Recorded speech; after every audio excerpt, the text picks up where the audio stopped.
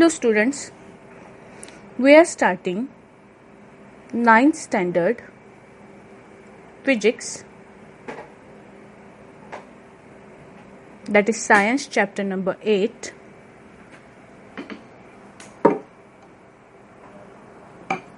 Motion. Okay, we are starting chapter number 8, motion. In motion,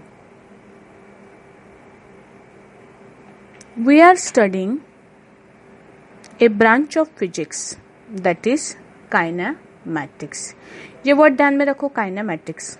What is meaning of kinematics? Kinematics is a branch of physics. Kinematics is a branch of physics in which we study the change in state of motion or rest of an object without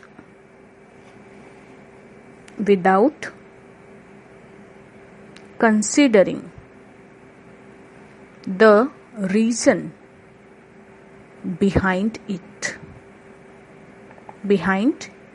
Okay, this is important term. Kinematics is the branch of physics in which we study the change of state of motion or rest of an object, that is change of motion in an object without considering the reason behind it. Upon science physics के जिस branch में motion की study करते हैं, लेकिन वो motion किस वजह से प्रोड्यूस हो रहा है, मतलब we are not considering the cause of motion, then that branch is called as kinematics. ठीक है, काइनेमेटिक्स मतलब ऐसी चीज जिसमें आप मोशन की स्टडी तो करते हैं, लेकिन वो मोशन किस वजह से प्रोड्यूस हो रहा है उसकी स्टडी आप नहीं करते, उसको आप बोलते हो काइनेमेटिक्स. ठीक है, काइनेमेटिक्स में मोशन की स्टडी करते समय हम फोर्स का बिल्कुल भी जो है विचार नहीं करते हैं. ठीक है, तो ये जो है यहाँ पे हम कुछ बेसिक डेफिनेशंस देखने वाले हैं जो हमने पिछले साल भी देखी थी. We are going to revise them. First definition is object at rest. Object at rest, what is the meaning of object at rest? मतलब सपोज एक कोई चीज मैंने कंसिडर की, ये मैंने यहाँ पे रखा हुआ है, एक रॉक है सपोज ए पे, मैंने सुबह देखा था यहीं पे था, मैंने आधे घंटे के बाद देखा यहीं पे है, 1 घंटे के बाद देखा यहीं पे है, मैंने 12 घंटे के बाद देखा रॉक यहीं पे है. The position of rock is not changing. Time आगे बढ़ रहा है लेकिन the rock is not changing its position. Okay, then it is said to be at rest. Okay, what is the meaning of this? It means that, see, if the object is not changing,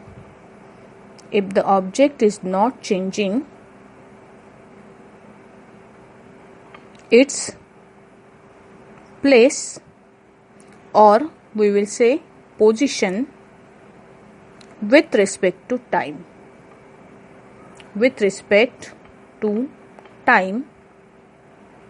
then it is said to be at rest. अगर object उसकी place नहीं change कर रहा है with respect to time, then the object is said to be at rest. Object rest position पे है अगर उसकी प्लेस चेंज नहीं हो रही है विथ रिस्पेक्ट टू टाइम. ठीक है, इसका मीनिंग क्या है? इसका मीनिंग है कि ऑब्जेक्ट एक जगह पे फिक्स है, वो मोशन में नहीं है. लेकिन यहाँ पे एक बात ध्यान में रखो कि object at rest is a relative term. It is a relative term. What is the meaning of relative term? Relative term का मतलब क्या है? जैसे टाइम जो है, टाइम भी तो रिलेटिव टर्म है, टाइम रिलेटिव है. नोट्स लिखते समय इस चीज का जो मैं ब्रैकेट में लिख रही हूँ ये चीज नहीं लिखी तो भी चलेगी. हाँ, टाइम रिलेटिव कैसा है? जैसे फॉर एग्जाम्पल एक इमेजिन करो, आपको अगर बोला कि 3 घंटे स्पेंड करने हैं, है ना। ये 3 घंटे अगर आपने मूवी देखते हुए स्पेंड किए तो कब खत्म हो जाएंगे पता भी नहीं चलेगा। लेकिन अगर किसी ने बोला कि 3 घंटे आपको फिजिक्स का लेक्चर सुनना है तो ये 3 घंटे आपको ऐसे लगेंगे जैसे कि 3 साल है, बराबर है ना। कई लोगों को इसका एक्सपीरियंस होगा कि जब हम क्लासरूम में बैठे होते हैं आधे घंटे का लेक्चर भी हमें ऐसा लग रहा है बाप रे कब खत्म होगा कब खत्म होगा। लेकिन वही अगर हम मोबाइल पे कब पबजी खेलने के लिए बोला अपने को किसी ने तो कब पता खत्म हो जाते हैं पता भी नहीं चलता, बराबर है ना। मैं सही बोल रही हूँ, कई लोग इसको हाँ बोलेंगे, ठीक है। तो बाकी सी चीजें छोड़ो, यहाँ पे बात ध्यान में रखने वाली कौन सी है कि time is a relative term. Relative term मतलब अगर आपके पसंदीदा काम कर रहे हो आप तो आपको ऐसे लगता है टाइम बहुत तेजी से बढ़ रहा है, आगे बढ़ रहा है। Same is the case for exam.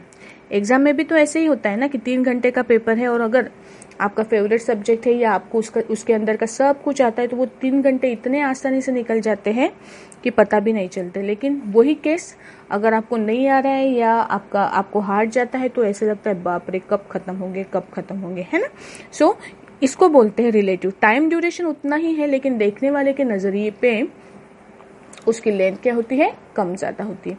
ऐसे चीजों को हम बोलते हैं relative term. Same is the condition for the place of rest और प्लेस ऑफ मोशन। कैसे सेम कैसे है, जैसे आपको हम अर्थ का एग्जाम्पल कंसिडर करते हैं। ये चीजें भी बुक के अंदर नहीं लिखनी है।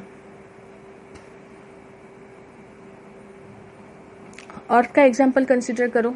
अर्थ में क्या है, मतलब अर्थ जो है वो मोशन में है, मूविंग है, कंटिन्यूअसली मूव हो रही है, बराबर है ना।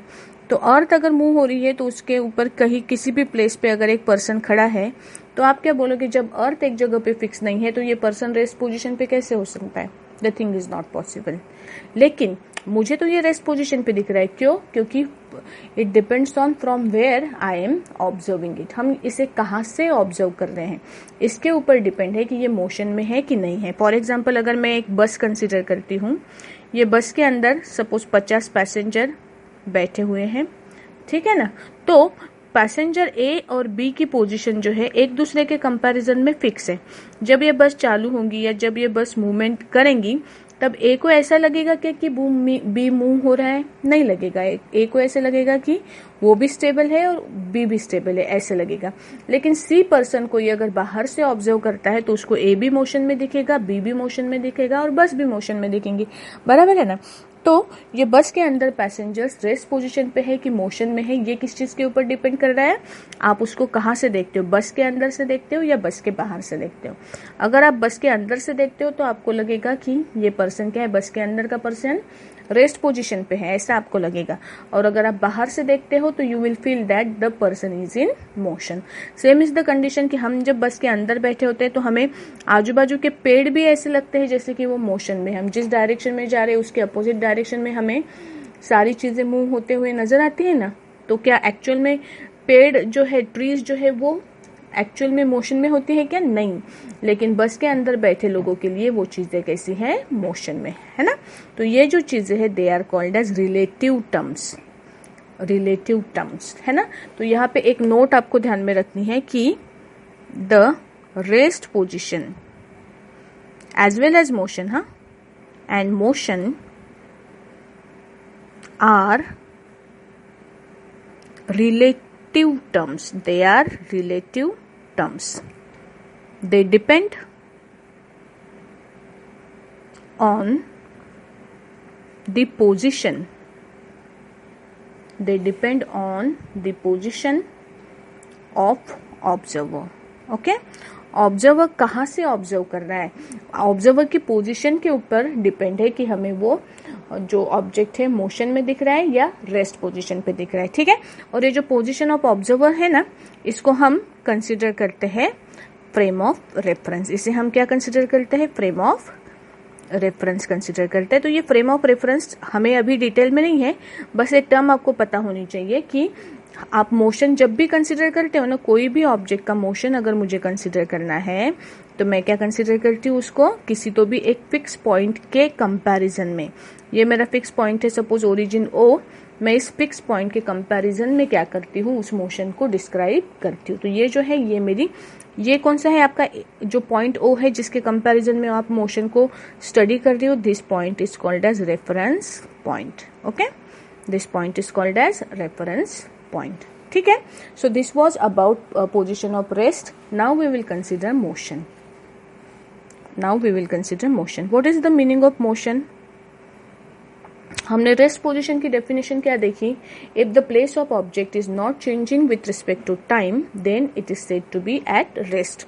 तो मोशन क्या होगा? उसका opposite, if the position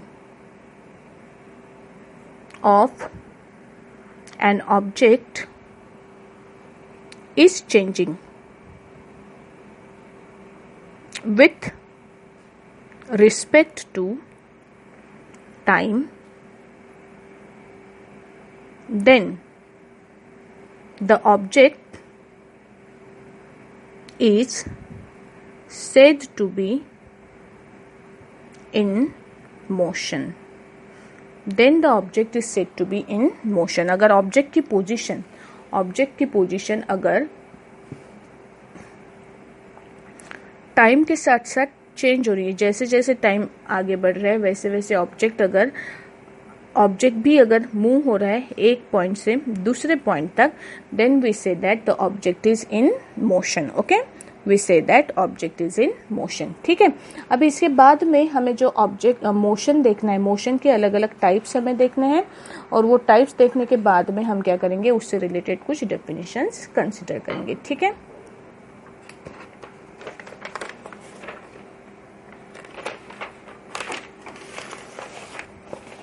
see some types of motion.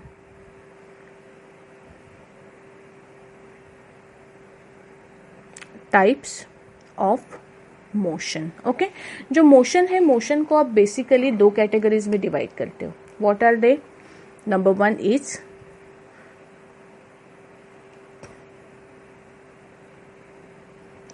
is periodic motion. Periodic motion, and number two is non-periodic motion. Periodic motion and non-periodic motion. What is the meaning of periodic motion? Periodic motion means the motion that repeats itself in we will say fixed time interval. The motion that repeats itself in fixed time interval is called periodic motion.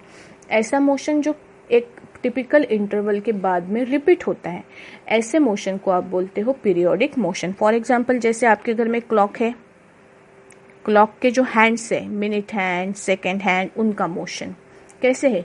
Minute hand पूरा 60 minute के बाद में उसका वही motion क्या होता है? Repeat होता है। आवर हैंड जो है 12 आवर्स के बाद में उसका मोशन क्या होता है? रिपीट होता है। ये जो मोशन है that is example of periodic motion, that is periodic motion. वैसे ही आपके पास जो पेंडुलम है, पेंडुलम पता है ना आपको? पेंडुलम ऐसे होता है, एक स्ट्रिंग है जिसको छोटा सा बॉल अटैच किया है, इसको फोर्स अप्लाई करो आप इस डायरेक्शन में, ये कंटिन्यूअसली क्या होता रहेगा? मूवमेंट परफॉर्म करता रहेगा। इस मूवमेंट को हम बोलते हैं ऑसिलेटरी मोशन, है ना? Oscillatory motion is also an example of periodic motion. तो ये जो पीरियोडिक मोशन है इसको आप डिवाइड करोगे अलग अलग 3 कैटेगरीज में, आप इसको डिवाइड कर सकते हो। Number 1 is circular motion. Circular motion means motion of an object in a circle. जो मोशन सर्कल में ऑब्जेक्ट जो है वो गोल गोल गोल गोल एक ही सर्कुलर पाथ के ऊपर मूव कर रहा है, उसका मोशन, उसे हम बोलते हैं सर्कुलर मोशन। दूसरे टाइप का मोशन है रोटेशनल मोशन। रोटेशनल मोशन मतलब ये ऑब्जेक्ट जो है आपका वो क्या करेगा? खुद के एक्सिस के अलोंग गोल गोल गोल गोल घूमेगा, रोटेट होगा, है ना? ये मोशन को आप बोलते हो रोटेशनल मोशन। और तीसरा जो मोशन है that is called as oscillatory motion. Oscillatory motion मतलब particles move in to and fro direction, मतलब in this way, continuous motion but in this way, एक ही पाथ पे टू एंड फ्रो मोशन अगर परफॉर्म कर रहा है object, then that motion is called as oscillatory motion. Circular motion, rotational motion, oscillatory motion, these are all examples of periodic motion. Okay, ये है periodic motion. ठीक है ना. अभी मोशन का दूसरा जो टाइप है, टाइप्स ऑफ मोशन में पहला पीरियोडिक था, दूसरा टाइप जो है that is non periodic motion. What is mean by non periodic motion? The motion that do not repeat, motion that do not repeat itself is called as periodic motion. अभी periodic motion में दो तरह के motions आते हैं. एक है linear motion, linear या इसको आप rectilinear बोलोगे, linear motion. और दूसरा मोशन जो है वो है random motion. Random means what? In any possible direction. Object move हो रहा है, यहाँ से यहाँ गया, यहाँ किसी भी डायरेक्शन में मूव होगा, कोई पाथ को फॉलो नहीं करता है, then the motion is called as random motion. और रेक्टिलिनियर मोशन, एक्चुअली ये जो मोशन है लीनियर मोशन हम बोलते हैं इसको, linear motion. Linear motion means what? Motion of an object in a straight line. Object अगर स्ट्रेट लाइन में मूव हो रहा है आगे, then that motion is called as linear motion. इसको फर्दर आप दो कैटेगरीज में डिवाइड करते हो. एक है रेक्टिलिनियर मोशन और दूसरा है कर्वीलिनियर मोशन. कर्वीलिनियर, ऑब्जेक्ट जब कर्व पाथ पे मूव होता है, मेरे हाथों की डायरेक्शन फॉलो करो. हाँ, हमें लगता है मतलब वो कर्व पाथ पे जा रहा है, फिर भी अगर आप देखोगे तो जो मोशन फेस करता है उसको ये फील नहीं होता है कि वो कर्व पाथ के ऊपर जा रहा है, वो स्ट्रेट लाइन में ही जा रहा है, ऐसे उसको फील होता है. ये जो मोशन है इसे बोला जाता है कर्वीलिनियर मोशन. जो हमारा सर्कुलर मोशन है ना, सर्कुलर मोशन की रेडियस जब बहुत ज्यादा होती है ना, तो उसकी मोशन जो है वो कर्वीलिनियर कैटेगरी में गिनते हैं. ठीक है ना. So these are different types of motion. ठीक है. Periodic, non periodic. Periodic means the motion that repeat itself after equal interval of time, and non periodic motion that do not repeat itself after equal interval of time. Periodic के तीन types है, circular, rotational और oscillatory. और non periodic के दो types हमने देखे, कौन से? Rectilinear motion and random motion. Okay, इसके बाद में हमें दो डेफिनेशंस देखनी है, दो नहीं, मोर देन दो. We are going to see definitions related to motion. Definitions related to motion. हमें मोशन से रिलेटेड कुछ डेफिनेशंस यहाँ पे देखने वाले हैं. सबसे पहला जो टर्म हम देखेंगे ना, वो है scalar and vector quantity. Scalar quantity, ये डेफिनेशन एक्चुअली मोशन से रिलेटेड नहीं है, लेकिन ये टर्म स्केलर क्वांटिटी आपको बहुत बार आने वाली है. इसके लिए हम पहले इस डेफिनेशन को क्या करेंगे, देख लेंगे. What is the meaning of scalar quantity?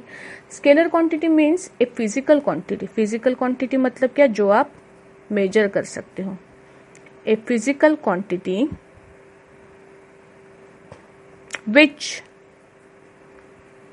Can be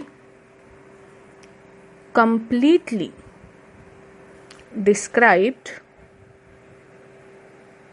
with the help of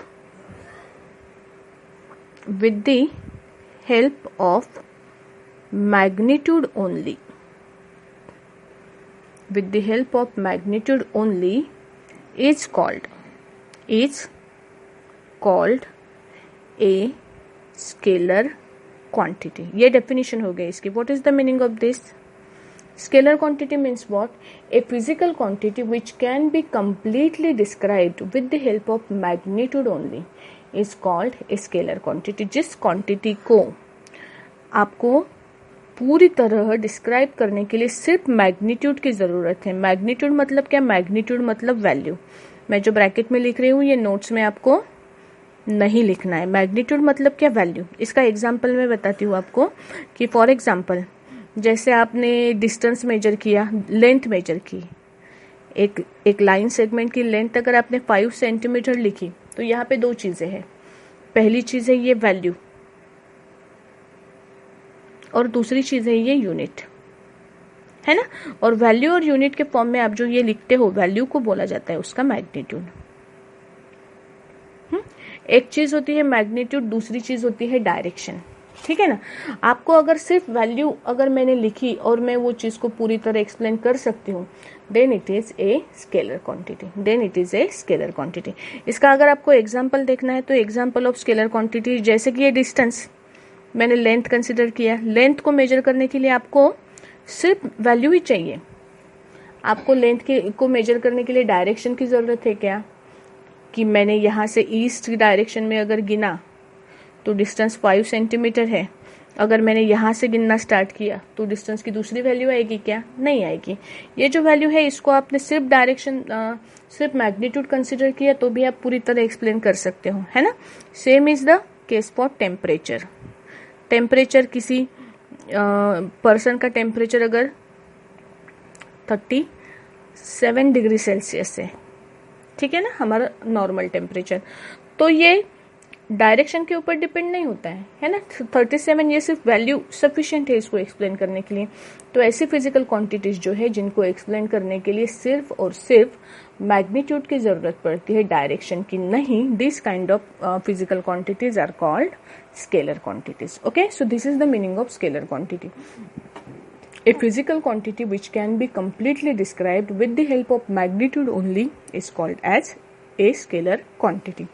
इसके साथ दूसरा जो है वो है vector quantity. Now what is the meaning of vector quantity? Vector quantity means a physical quantity which cannot be, which cannot नहीं लिखेंगे, which can be completely described by using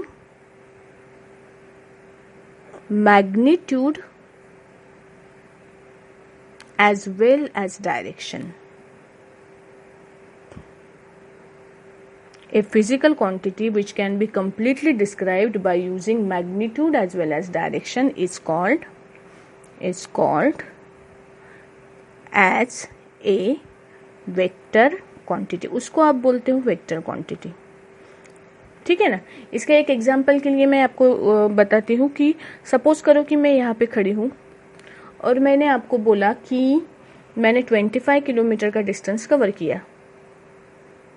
okay, so what will be my position, new position. अगर मैंने आपको इतना बोला तो आप क्या बोलोगे, डायरेक्शन बता सकते हो आप। मेरी नई पोजीशन क्या हो सकती है, अभी डिपेंड करता है कि अगर मैं ईस्ट में गई 25 किलोमीटर तो मैं कहाँ पे होगी। हम इमेजिन करो कि हम स्कूल में हैं हमारे, तो 25 किलोमीटर अगर हम गए तो जलगांव के आसपास कहीं तो भी होंगे हम, है ना। अगर हम साउथ में गए तो हो सकता है मैं मेरे घर में हूँ भुसावल में। अगर हम इस डायरेक्शन में गए तो हम कहाँ पे होंगे 25 किलोमीटर के बाद में, वेस्ट में अगर हम गए तो पता नहीं अभी वेस्ट में कौन सा गांव है तो, है ना। और इधर गए तो इधर शायद पहूर है ना। तो ये चीज क्या एक्सप्लेन करती है हमें कि मैंने सिर्फ इतना बताया कि मैंने 25 किलोमीटर का डिस्टेंस ट्रैवल किया, तो क्या मेरी नई पोजीशन जो है वो आप आइडेंटिफाई कर सकते हो। The thing is not possible, है ना। तो यहाँ पे आपको 25 किलोमीटर के साथ में बताना पड़ेगा कि मैं 25 किलोमीटर अगर साउथ में गई तो मेरी नई पोजीशन क्या होगी, है ना। तो इसके लिए आपको क्या चाहिए, आपको सिर्फ मैग्नीट्यूड नहीं चाहिए, मैग्नीट्यूड के साथ साथ डायरेक्शन की भी जरूरत है। तो ऐसी जो फिजिकल क्वांटिटीज हैं उन्हें हम बोलते हैं वेक्टर क्वांटिटी। उन्हें हम क्या बोलते हैं, वेक्टर क्वांटिटी। इसका एग्जाम्पल लिखो। एग्जाम्पल है इसका डिस्प्लेसमेंट। अभी ये डिस्प्लेसमेंट मतलब क्या हम थोड़ी देर बाद समझने वाले हैं, ठीक है। फिलहाल डिस्प्लेसमेंट ध्यान में रखो, ठीक है। उसके बाद में हम मूव करते हैं नेक्स्ट। आई होप ये स्केलर और वेक्टर की डेफिनेशंस आपको समझ में आ गई। ये बहुत इंपॉर्टेंट डेफिनेशन है, आगे जाके हमें इसकी जरूरत पड़ने वाली है।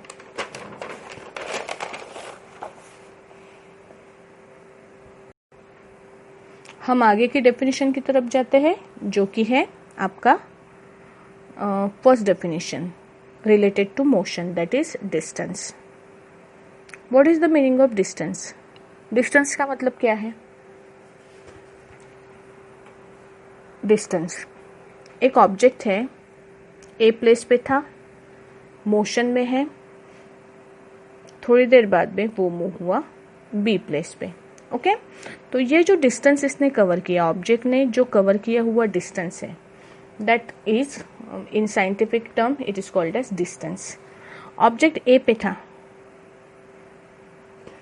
बी पे गया, बी से सी पे गया, ये कंडीशन में इसने कवर किया हुआ जो टोटल लेंथ है, ऑब्जेक्ट ने कवर की हुई टोटल लेंथ, इसे बोलेंगे हम डिस्टेंस। इसे हम क्या बोलेंगे? डिस्टेंस बोलेंगे। तो यहाँ पे डिस्टेंस को लिखेंगे कैसे हम अपन? देखो तो, the actual length of path covered by an object, the actual length of path covered by an object is called distance.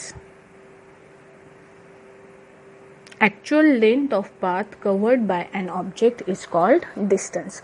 मतलब एक ऑब्जेक्ट सॉरी एक ऑब्जेक्ट ने उसके स्टार्टिंग और इनिशियल जो प्लेसेस है उनके बीच में एक्चुअल में कितना ट्रैवलिंग किया, उसको आप बोल सकते हो उसका डिस्टेंस। मतलब अगर मैंने पहला एग्जांपल कंसिडर किया तो यहाँ पे डिस्टेंस क्या होगा? यहाँ पे डिस्टेंस इक्वल टू होगा ए बी। इस केस में डिस्टेंस इक्वल टू क्या होगा? Distance will be equal to A B plus A C. ठीक है ना? तो ये चीज है डिस्टेंस। डिस्टेंस का meaning the actual length of path that is covered by an object, it is called as distance. Distance ये मेजर करने के लिए आपको कहीं पे भी डायरेक्शन की जरूरत नहीं पड़ी। ये जो है इसे बोलते हो आप scalar quantity. It is a scalar quantity और डिस्टेंस का एसआई यूनिट है। डिस्टेंस काय में मेजर करते हो आप? डिस्टेंस मैथ्स में ये हो चुका है आपका, डिस्टेंस आप मेजर करते हो मीटर में। Metre is SI unit of distance. Okay, तो ये जो पहली डेफिनेशन है that is related to motion and it is distance. ठीक है, अभी अगर मैंने आपको कुछ पाथ दिए और आपको बोला कि उसमें कवर होने वाला डिस्टेंस क्या है मुझे बताओ, तो आप बता सकोगे ना? देखो तो एग्जाम्पल कंसिडर करते हैं।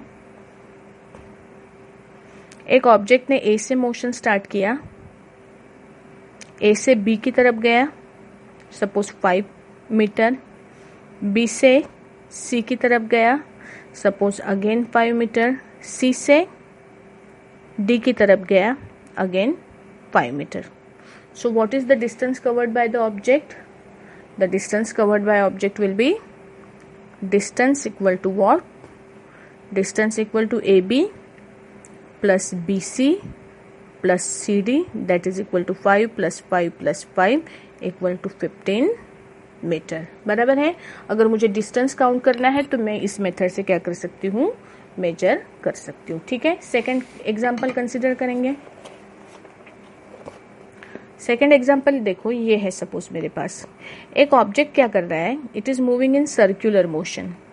The object is performing circular motion. A point पे था, एक राउंड मार के वापस ए पॉइंट पे ही आया। ठीक है, मोशन मीन्स हम ऐसे कंसिडर करेंगे इन 1 round what will be the distance covered bye it? एक रिवॉल्यूशन किया ऑब्जेक्ट ने, ए से वापस ए तक के आया, तो इस केस में उसने कवर किया हुआ डिस्टेंस कितना होगा? ये जो सर्कुलर पाथ है इसकी लेंथ आप मेजर करोगे, है ना? इसकी लेंथ कैसे काउंट करते हो आप? सर्कल की लेंथ। ओके राइट, ये क्या है? This is circumference of circle. What is this? This is circumference of circle. तो डिस्टेंस का फॉर्मूला क्या आएगा यहाँ पे? 2 पाई आर। ठीक है, तो ये चीजें आपको क्या थोड़ा बहुत मैथमेटिक्स का नॉलेज आपको चाहिए, उसके ऊपर से आप क्या कर सकते हो? डिस्टेंस मेजर कर सकते हो। ठीक है, नेक्स्ट कंसिडर करेंगे हम थर्ड कंडीशन। देखो सपोज आपको ऐसे बोला, ये सेंटर है और ये पार्ट है आपका सेमी सर्कल। ठीक है, 2 डायमीटर है ए बी और सी डी। और आपको बोला कि सी से, अरे यार सी रिपीट हो गया, मैं सेंटर को ओ बोल देती हूँ, ठीक है। आपको बोला कि distance travelled from A to C निकालो। कैसे निकालोगे? ए टू सी मतलब क्या? ए टू सी मतलब टोटल सर्कमफरेंस का कितना पार्ट, सर्कमफरेंस उसका कितना आएगा? सर्कमफरेंस आएगा उसका ट्वाइस पाई आर, बराबर है। So distance travelled equal to कितना होगा? Distance travel equal to circumference का 1/4 पार्ट। उसके 4 इक्वल पार्ट के, उसमें से एक इक्वल पार्ट निकालना है ना आपको, तो इस वे से आप क्या कर सकते हो? डिस्टेंस निकाल सकते हो, ठीक है। So this is the case in which we have seen some examples of distance. Now we will move to the second definition, that is displacement. Second definition. What is it? It is displacement. अभी displacement मतलब क्या? Displacement मतलब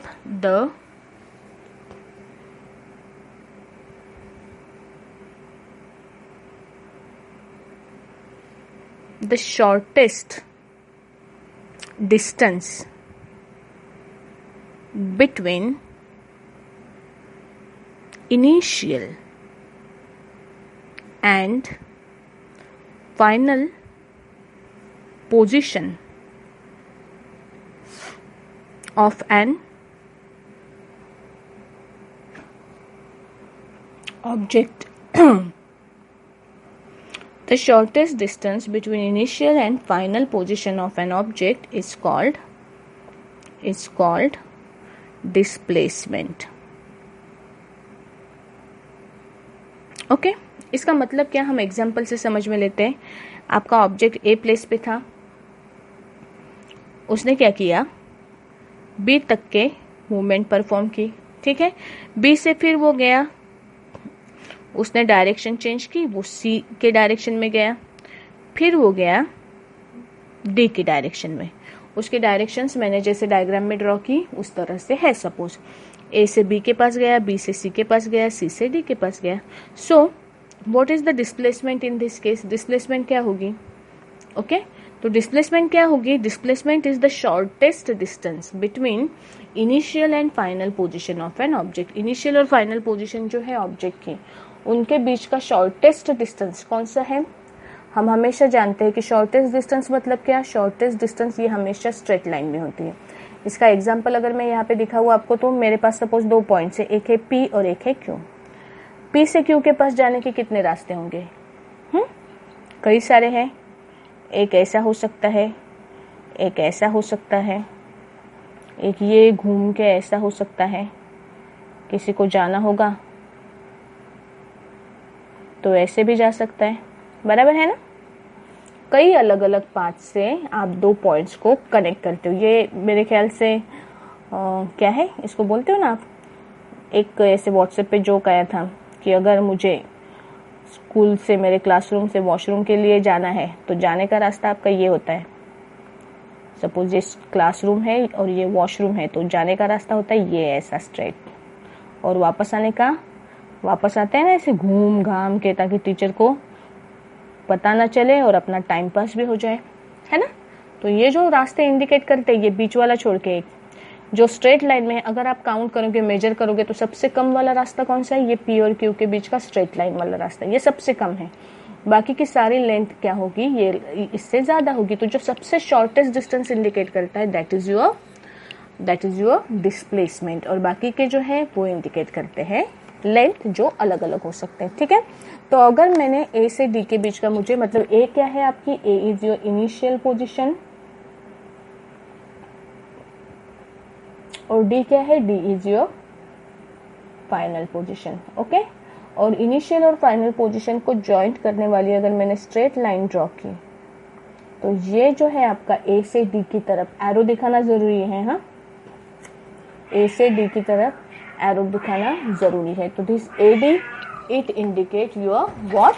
AD indicate your final position. AD indicate your final position. तो AD represent displacement. उसके sir पे मैं एक arrow भी इंडिकेट करती हूँ, क्योंकि ये क्या है, इसको डायरेक्शन जरूरी है। जिसको डायरेक्शन जरूरी है, ऐसे क्वांटिटीज को आप क्या बोलते हो? This kind of quantities are called as vector quantity. ऐसे क्वांटिटीज को आप क्या बोलते हो?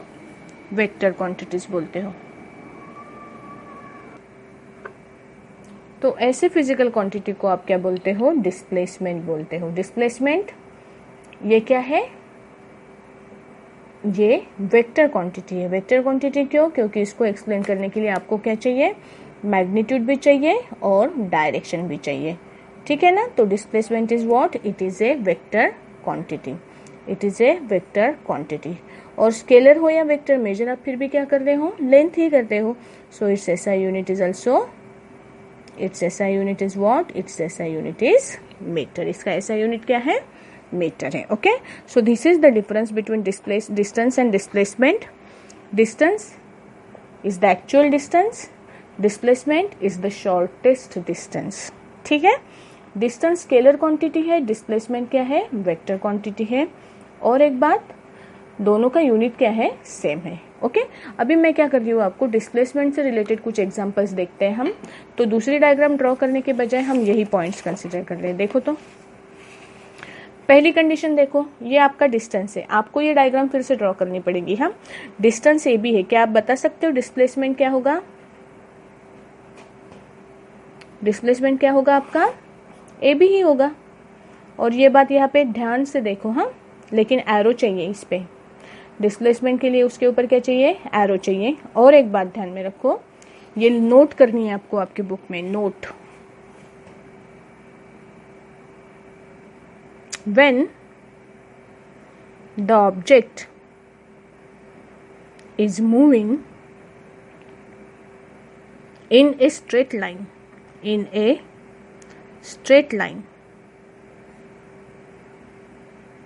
distance and magnitude of displacement, मतलब वैल्यू, डिस्प्लेसमेंट की वैल्यू आर इक्वल। ऑब्जेक्ट जब स्ट्रेट लाइन में मूव हो रहा है, तो उसका डिस्टेंस और डिस्प्लेसमेंट का मैग्नीट्यूड क्या होता है? सेम होता है, ठीक है? दूसरी डायग्राम देखो, ऑब्जेक्ट ए से बी की तरफ मूव हुआ, बी से सी की डायरेक्शन में मूव हुआ, तो आपने डिस्टेंस इक्वल टू लिखा था A B plus B C. Displacement क्या होगा? डिस्प्लेसमेंट के लिए आपको एक स्ट्रेट लाइन ड्रॉ करनी पड़ेगी ए से सी के डायरेक्शन में, है ना? ये हो गया आपका डिस्प्लेसमेंट। एरो चाहिए उसके ऊपर। डिस्प्लेसमेंट क्या होगा आपका? ए सी बार, ठीक है? आगे बढ़ते हैं। ये कंडीशन देखो, अभी ऑब्जेक्ट ए से बी की तरफ गया, बी से सी की तरफ गया, सी से डी की तरफ गया, तो आपने डिस्टेंस इक्वल टू क्या लिखा? A B plus B C plus C D. 5 + 5 + 5 equal to 15 metre. Displacement कितना होगा? मैं वैल्यू नहीं निकाल सकती क्योंकि ये जो क्वाड्रिलेटरल है ये हमारे स्टैंडर्ड फॉर्म का नहीं है, लेकिन हाँ, हम इसके किस डायमेंशंस होंगे वो हम बता सकते हैं। डायमेंशंस क्या होंगे? ए से डी की तरफ। तो ए से डी जो है ए डी बार, ये इंडिकेट करेगा आपका डिस्प्लेसमेंट। ये क्या इंडिकेट करेगा? डिस्प्लेसमेंट इंडिकेट करेगा। आगे बढ़ते हैं। सर्कल देखो, ये सर्कल में इसने क्या किया? एक राउंड मारा, एक राउंड कंप्लीट किया, तो उसका डिस्टेंस कैसे हुआ? डिस्टेंस हुआ उसका ट्वाइस पाया। डिस्प्लेसमेंट कितना होगा?